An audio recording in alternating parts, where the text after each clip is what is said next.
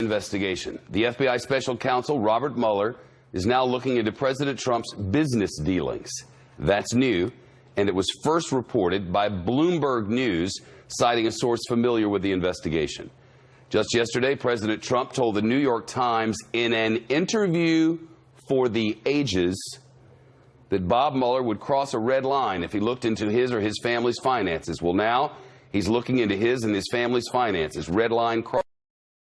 Now what? The White House said in an off-camera briefing just moments ago that the president has no intention of firing Bob Mueller.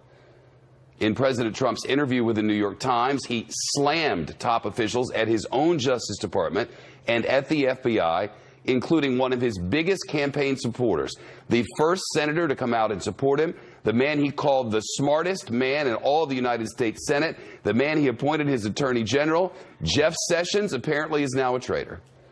The president told the Times he would not have given Jeff Sessions the job had he known that the attorney general would recuse himself from the investigation into Russia's meddling in the 2016 election.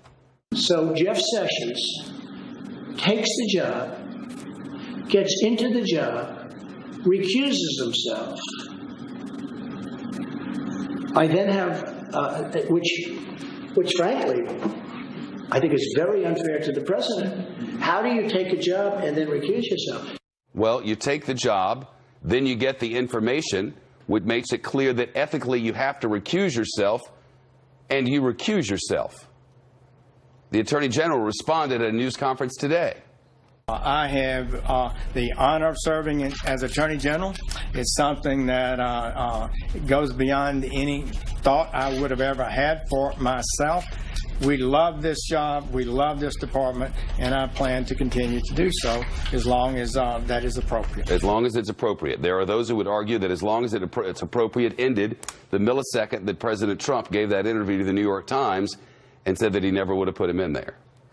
But we'll see what happens. The Attorney General was the first Republican senator to endorse President Trump, or then candidate Trump, during the 2016 election.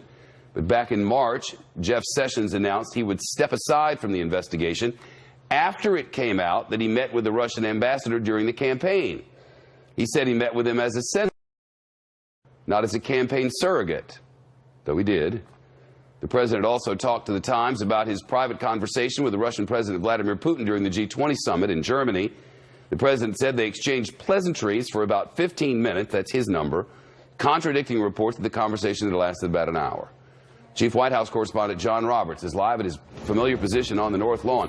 What an interview, John. Never in my born days have I heard anything quite like that. How about you? You know, I was talking to Maggie Haberman earlier today. She was one of the people who was in that meeting yesterday, and she said, all we did was we started a conversation.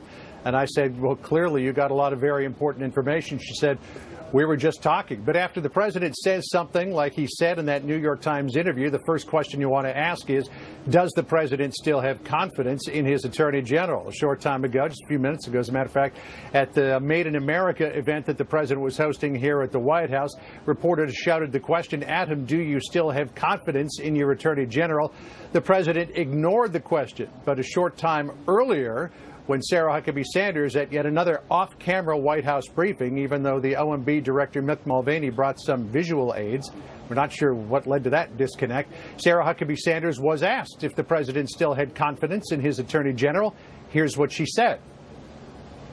The president said, as the president said yesterday, he was disappointed in the Attorney General Sessions' decision to recuse himself, but clearly he has confidence in him or he would not be the Attorney General. So I'm baffled, frankly, by everything that's happened here in the past 24 hours at the White House. We have the president saying what you played earlier. Then we have Sarah Huckabee Sanders saying that the president has confidence in his attorney general. So we don't know, Shep, if he has lost confidence in his attorney general, wants him to resign, or if he's just expressing lingering frustrations, because we know it's no secret that the president was upset when Sessions recused himself. Maybe he wants to subject Sessions to a public flogging. But here's a little bit more of what the president told the New York Times yesterday. If he would have recused himself before the job, I would have said, thanks, Jeff, but I can't, I'm not going to take you. It's extremely unfair, and that's a mild word, to the president. So the president said in that interview that had he known then what he knows now, he never would have appointed Jeff Sessions to be his attorney general. Yet when Sarah Huckabee Sanders was asked at that press briefing a short time ago if the president regrets appointing Jeff Sessions to be the attorney general, she said no.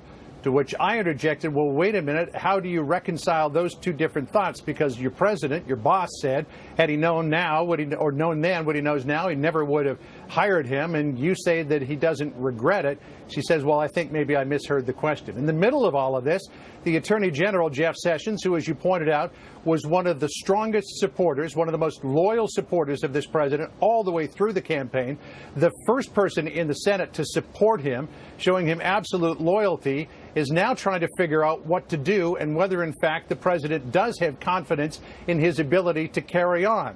Here's what Sessions said about confidence earlier today. We're serving right now. The work we're doing today is the kind of work that we intend to continue. So I'm totally confident that we can continue to run this office in an effective way. Confident that he can continue to run this office in a competent way while not really knowing what the president expects him to do. The president has not spoken to him, Shep, since he had that interview with the New York Times. But we should also point out the president is expressing some sort of lack of confidence in Rod Rosenstein, saying that he is from Baltimore, and he didn't know that when he was appointed, that there are very few Republicans in Baltimore, and that there are all kinds of conflicts of interest regarding the special counsel investigation, because Rod Rosenstein recommended that the president James Comey, and then turned around and appointed a special prosecutor to look into that firing, and now saying Robert Mueller has got conflicts of interest because of his long-term friendship with James Comey. So, Shep, we're not exactly what direction this is going in or what the president hopes to achieve by saying the things that he has said, but he has really thrown into doubt the confidence that this White House must have in the Department of Justice. But at the same time, the Attorney General saying we are going to do everything we can to uphold the laws of the United States and enforce them appropriately. Shep?